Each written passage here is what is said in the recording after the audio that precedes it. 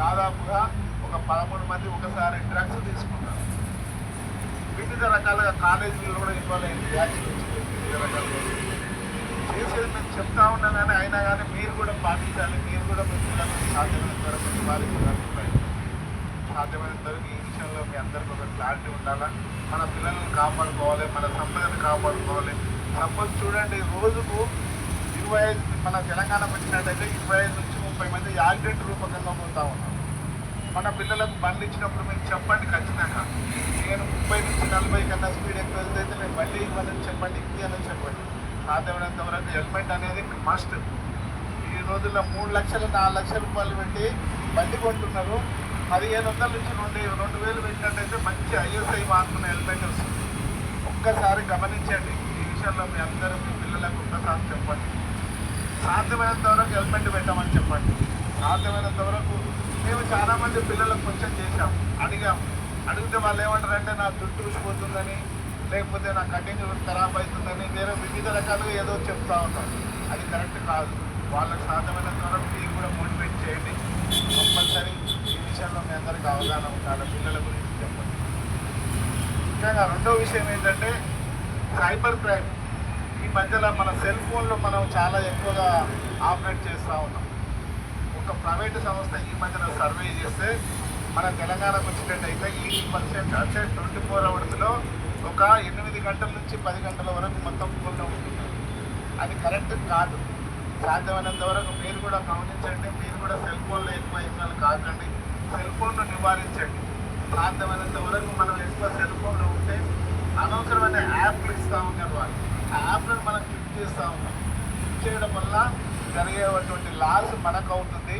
దాని గురించి మీ అందరికీ సహజం మామూలుగా చెప్తా ఉన్నారు, కానీ మీరు కూడా దయచేసి కానీ ఎలాంటి యాప్లు ఇచ్చినా కానీ రిస్క్ చేసుకోకండి.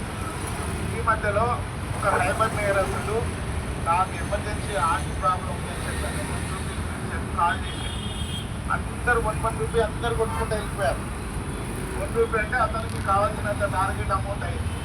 అమౌంట్ అయిన తర్వాత అతను ఏం చేశాడంటే ఒక 6 నెలల తర్వాత హైయెస్ట్ అమౌంట్ ఎవరి అకౌంట్లో ఉందని చెప్పని వాళ్ళు మళ్ళీ సెర్చ్ చేసుకుంటూ వచ్చాడు.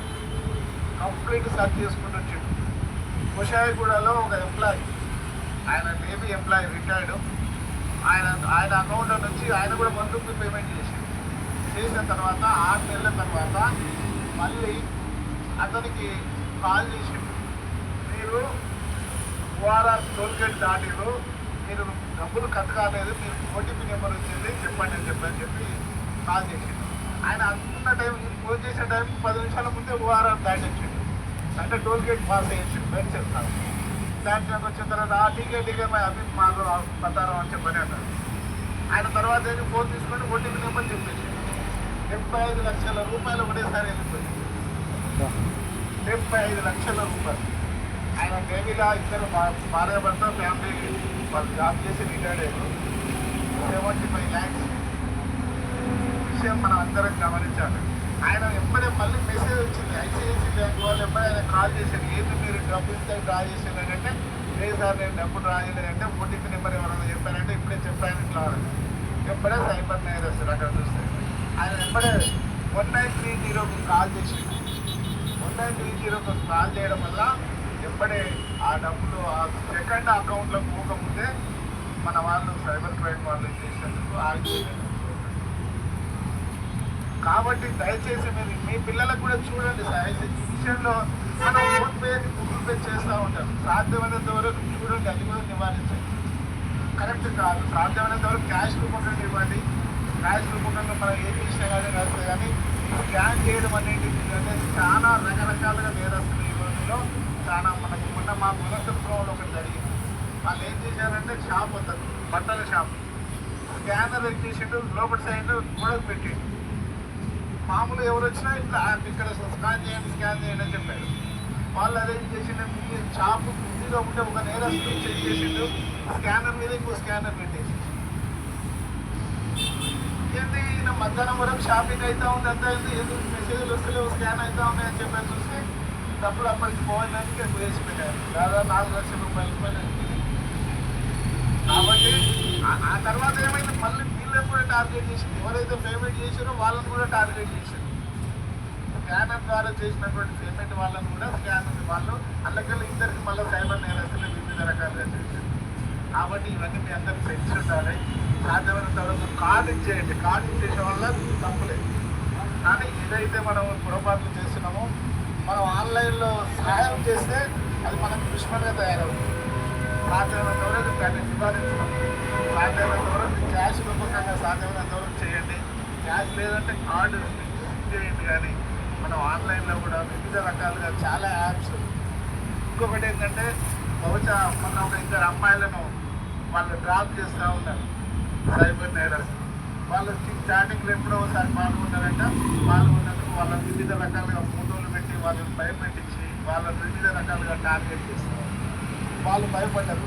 లాస్ట్ పోలీస్ స్టేషన్కి వచ్చారు. పోలీస్ స్టేషన్కి వచ్చిన తర్వాత వాళ్ళని పట్టుకుని వచ్చి వాళ్ళు వేరే రాజస్థాన్, హర్యానా, ఢిల్లీ అక్కడక్కడ దూరంలో ఇవన్నీ ఎందుకు చెప్తున్నామంటే సాధ్యమైనంత వరకు మనం తెలిసి చేసే మోసాలు సాధ్యమైనంత వరకు నివారించండి. సాధ్యమైనంత వరకు మనము ఇలాంటి నేరస్తులకు మనం అవకాశం ఇవ్వకూడదు. కంపల్సరీ ఈ విషయంలో మీ అందరికీ ఒక అవగాహన. ఇంకొక విషయం వచ్చేస్తే ప్రతి సిటీలో, హైదరాబాద్ సిటీలో కానీ టౌన్లో కానీ కంపల్సరీ సీసీ కెమెరాలు ఉన్నాయి. సీసీ కెమెరాలు ఉండి కూడా మీరు ఓసారి హెల్మెట్ పెట్టట్లేదు. అవసరాన్ని బట్టి పోలీసులు ముందర కనిపిస్తేనేమో హెల్మెట్ పైకి వస్తుంది, లేకపోతే ట్యాంక్ మీద పెడుతుంది. అది కరెక్ట్ కాదు. దయచేసి హెల్మెట్ పెట్టుకొని లాక్ చేసుకోండి. మంచి హెల్మెట్ తీసుకొని లాక్ చేసుకోండి. సేఫ్టీ ఉంటుంది. ఖచ్చితంగా మీరు ఎక్కడ ఏ ప్రయాణం చేసినా ఎవరు మీకు ఇంటిచ్చినా కానీ ఎలాంటి మీకు డ్యాష్ ఇచ్చినా కానీ ఎలాంటి ప్రమాదం కలగదు. ఇంకో విషయం వచ్చేసి ప్రతి ఏరియాలో సీసీ కెమెరాలు ఉన్నాయి. మీరు ఏ పొరపాటు చేసినా కానీ కంపల్సరీ చాలా సులభంగా వస్తూ ఉంటాయి. Signal jump, long route, triple riding ఇవన్నీ వస్తూ ఉంటాయి. కాబట్టి ఏడైతే యూటర్న్ ఉందో అక్కడికి వెళ్ళి యూటర్న్ చేసుకోండి. అనవసరంగా పోయి మీరు మధ్యలో యూటర్న్ చేసినట్టయితే సపోజ్ ఏదైనా అపాయం జరిగినప్పుడు చాలా మనకు ప్రాబ్లమ్స్ వస్తాం. అదేంటంటే ఇన్సూరెన్స్ వాళ్ళు కూడా ఈ మధ్యలో కరాగాడిగా చెప్పేసేస్తున్నారు. సపోజ్ ఏదైనా ఇన్సిడెంట్ అయిందంటే ఆ ఇన్సిడెంట్లో ఖచ్చితంగా వాళ్ళు ఏం చెప్తున్నారు, నువ్వు ఎక్కడైతే యూటర్న్ ఉందో ఆ యూటర్న్లో కాలేదు, యూటర్న్ నువ్వు మధ్య నుంచి రాంగ్ రూట్లో పోయి యూటర్న్ అయినావు, నీకు నేను ఇచ్చే బెనిఫిట్స్ ఏవి కూడా ఇవ్వము అని చెప్పని చేస్తున్నారు. కాబట్టి సాధ్యమైనంత వరకు మనకున్న యూటర్న్ ఎక్కడైతే ఉంటుందో ఆ యూటర్న్లో యూటర్న్ చేసుకోండి. సాధ్యమైనంత వరకు సేఫ్టీ ప్రయాణం చేయండి. ఇవన్నీ ఎందుకు చెప్తున్నాం అంటే ఇన్సూరెన్స్ వాళ్ళు మనం డబ్బులు కట్టిన తర్వాత కూడా మనకు వివిధ రకాలుగా ఇచ్చేస్తాం. మరి కరెక్ట్ కాదు కదా, మనమే లాస్ అయిపోతాం. సాధ్యమైనంత వరకు ఇవన్నీ మనకు తెలవక కొన్ని పొరపాట్లు చేస్తాం. ఒక 1/2 కిలోమీటర్లు 10 నిమిషాల గురించి కాదు మనకు కావాలి. మన సేఫ్టీ ప్రయాణం మనం అందరము మంచి వాతావరణం ఉండాలంటే కొన్ని ట్రాఫిక్ రూల్స్ పాటించడం తప్పదు. కానీ లాస్ట్కి వస్తే పోలీస్ వాళ్ళకు వివిధ రకాలుగా టార్గెట్ చేసి తిరుగుతూ ఉంటారు. కానీ అది మా గురించి కాదు, మీ గురించి మేము చేసేది. ఏదైతే చట్టాలు పెట్టిందో ఆ చట్టాలు మేము పెట్టే చట్టాలు కావు. గవర్నమెంట్ ఆ పార్లమెంట్లో మనకి చట్టాలు ఇంప్లిమెంట్ చేయాలని పోలీస్ వాళ్ళకి చేస్తారు. పోలీస్ వాళ్ళు ఇన్వెస్ట్మెంట్ అయ్యి దాన్ని అమలు పరుస్తారు. కానీ పోలీసు వాళ్ళే కావాలని చేస్తున్నారు. పోలీసు వాళ్ళని చూస్తే రోజుకి ఏదో విధంగా అనుకుంటారు. పోలీసు వాళ్ళు కూడా కొంతమంది పొరపాటు చేయొచ్చు కాదు, అది కాదు కరెక్ట్. మనము పొరపాటు చేయకుంటుండి మనం ఒకరికి ఆదర్శంగా ఉన్నట్టయితే మనకు చాలాన్స్ రావు, మనకి ఎలాంటి అనవసరమైన యాక్సిడెంట్ రావు. ఈ మధ్యలో ఇక్కడ సాయి సంజీవన్ హాస్పిటల్ అని ఉంది మన కొత్తపేటలో. అక్కడ యాక్సిడెంట్లు డాక్టర్ ఆచరణ మన అక్కడ ఫేమస్ డాక్టర్ ఉంటాడు. ఆ డాక్టర్ గారు నేను ఒకసారి కాల్ చేస్తే మేము పోయాం. పోతే అక్కడ 100 వీల్ చైర్స్ ఉన్నాయి. అందులో 60% మొత్తం యువకులే ఉన్నారు. అంటే వివిధ రకాలుగా జరిగినటువంటి యాక్సిడెంట్లలో వాళ్ళ పేరెంట్స్తో మేము మాట్లాడితే వాళ్ళు చెప్పారు, సార్ మేము బండ్లు కొట్టించినాం కానీ బండ్ల మీద మరి యాక్సిడెంట్ చేసుకోమని చెప్పామా. వివిధ రకాలుగా చేసినటువంటి పిల్లలకు సేవ మేము చేయలేకపోతున్నాం. 3 నెలలు 4 నెలలు కాళ్ళు చేతులు వివిధ రకాలుగా యాక్సిడెంట్ అయ్యి పిల్లలు స్పీడ్ పోయి చాలామంది యువకులు వివిధ రకాలుగా వాళ్ళ పేరెంట్స్ చేయలేరు కదా. పెద్ద అయిన తర్వాత వాళ్ళ సేవ చేయాలంటే ఒక విధంగా ఉంటుంది కదా. కాబట్టి మనం సాధ్యమైనంత వరకు మన పిల్లలకు చెప్పండి. ఇది ట్రాఫిక్ ఎక్కువ ఉంటుంది. ట్రాఫిక్లో మనం సాధ్యమైనంత వరకు నివారించుకుంటే మంచి ప్రయాణం చేయగలుగుతాం, మంచి లైఫ్ ఎంజాయ్ చేయాలి. పిల్లలకు చెప్పండి సాధ్యమైనంత. ఇంకో ఇంకోటి ఏంటంటే మైనర్ డ్రైవింగ్ పిల్లలకు 18 ఇయర్స్ కంప్లీట్ అయినాక లైసెన్స్ ఇచ్చిన తర్వాతనే కంపల్సరీ బండి ఇవ్వండి. కొత్త చట్ట ప్రకారంగా ఖచ్చితంగా వారి మీద కేసు అవుతుంది. బండి ఎవరి పేరు ఉంటే వాళ్ళ మీద కూడా కేసు అవుతుంది. కాబట్టి సాధ్యమైన ద్వారా నివారించండి. పిల్లలు 18 ఇయర్స్ కంప్లీట్ అయిన తర్వాత వాళ్ళకి లైసెన్స్ తీసుకున్న తర్వాత మనకు రోడ్లో ఉన్నటువంటి స్థితిగతుల గురించి మనకి మన పిల్లలకు చూపించండి. వచ్చిన తర్వాత ఇటువంటి కంపల్సరీ కాదు ఏంటంటే మనకు డ్రైవింగ్ కూడా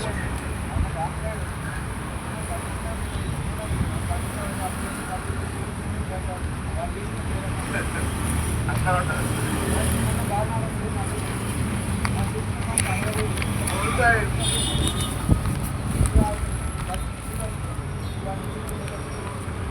సైన్ బోర్డ్స్ అని చెప్పని ఇవి మన పిల్లలకు లైసెన్స్ రావాలంటే ఇవి మనకు ఆన్లైన్లో ఉంటాయండి. ఇవి చూసినట్టయితే మనకు కంపల్సరీ బోర్డు ఉంటాయి. సైన్ బోర్డ్స్ గురించి లైసెన్స్ కంపల్సరీ ఉంటాయి.